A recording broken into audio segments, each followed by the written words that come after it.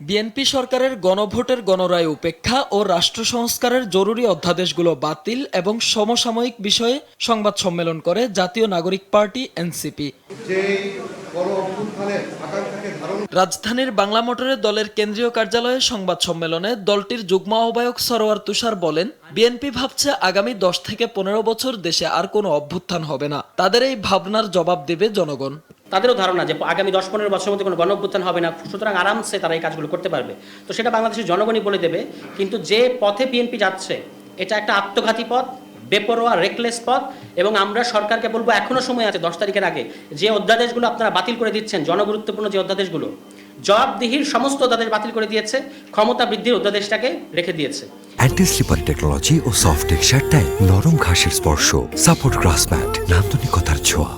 এই পথ থেকে সরে এসে গণতান্ত্রিক উত্তরণের জন্য জনগুরুত্বপূর্ণ অধ্যাদেশগুলোকে আপনারা দ্রুত আইনে পরিণত করবেন, আপনাদের সেই হুঁশ ফিরে আসবে।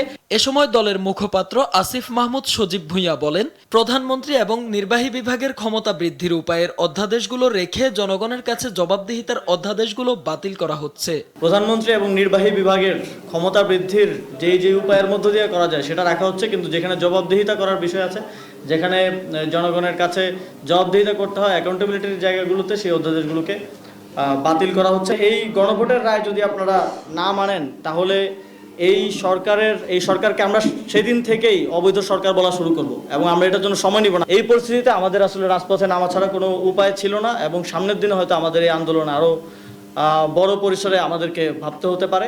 24-এর অর্জন রক্ষা করতে সরকারকে উদ্যোগী হওয়ারও আহ্বান জানান তিনি। এবং আপনারা মনে করুন যে আপনাদের সাথে বিগত সময়ে কি হয়েছিল, এবং সেই জায়গা থেকে সদিচ্ছা দেখান, এবং একসাথে আমরা একটা সুন্দর বাংলাদেশ গড়ি।